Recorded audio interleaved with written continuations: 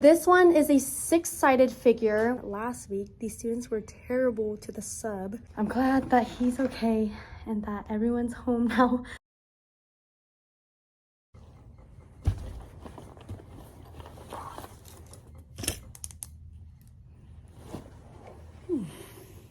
I almost came late today. This is a lot of papers for lesson plans. But because it's only on one side. So I walk in, I sign the whole sheet, and then I just look through the lesson plans to see what we're doing. They have recess in the morning. Most classrooms will have students with jobs in it. They pretty much run in the beginning, doing that like flag salute, sharpening pencils, pretty much getting ready for the day. And it says that they need to be working quietly.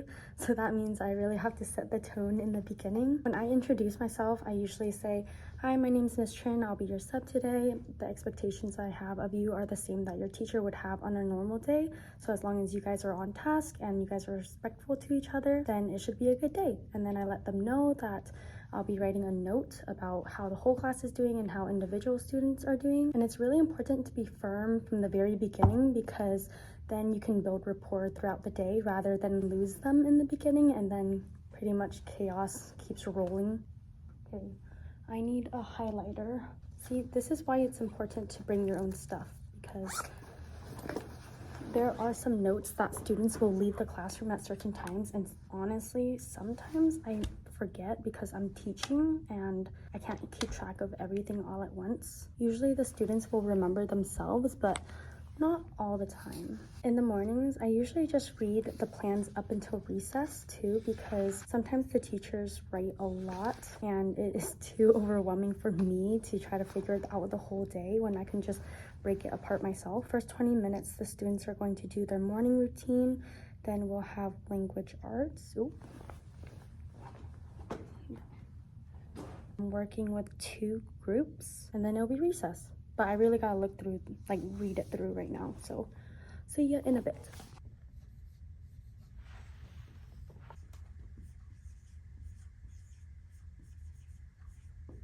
I have 10 more minutes until the students come in, but something that I always do is create a seating chart.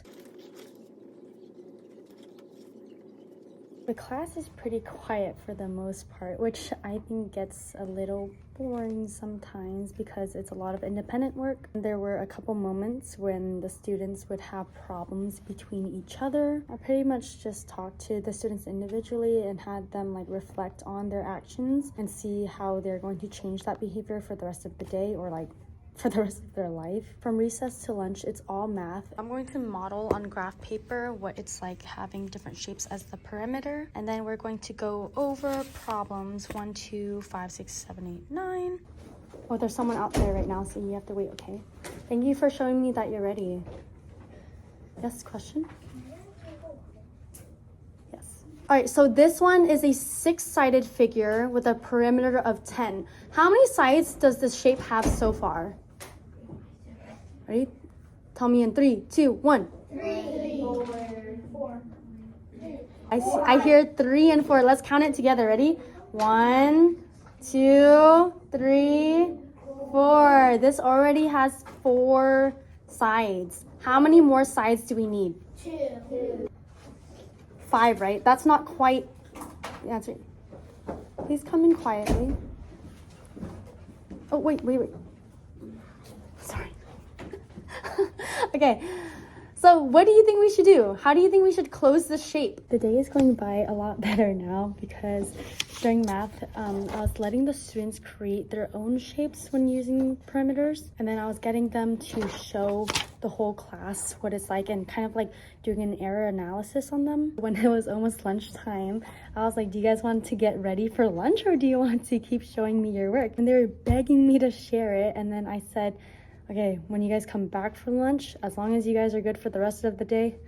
A mom popped in and she told me that last week these students were terrible to the sub. So that explains why there's been teachers popping in to check up on me. I'd say in terms of behavior, they're not too bad. I think they just have problems between each other that affects their learning. But in terms of being responsive to directions, I would have never guessed that they had a terrible day last week. It's an apple and I just made it like see it? 2 weeks. Chase each other as like celebration. I like that. I think you guys should definitely play a lot more outside. I used to do that a lot as a kid. Question 4. What is the main idea of the last paragraph? Some of these questions too, John Franco, is that if it says last paragraph, sometimes you don't even need to read the whole thing. But in this case, we do. All we had after lunch was silent reading, start of the week where a student brought in something special from home, and test prep where we went over a passage about Martin Luther King Jr., corrected it. I let them play around the world for a bit since we were done early, and PE. For PE, I let the students play sharks and minnows, and I think that might be one of the last times that I'll do that because at the end of it, a student had an asthma attack. I've never experienced that before, and I know you're supposed to get an inhaler, but I kind of started to panic, and then the kids started crowding. I tried to get them off. They weren't listening. Eventually, I sent 2 kids to the office. I also sent kids to notify the teachers around us. I honestly felt scared for the kid because I don't know the effects of asthma attacks. The kid eventually got himself up. He was still having a hard time breathing, but able to walk to the office while the nurse was also coming his way.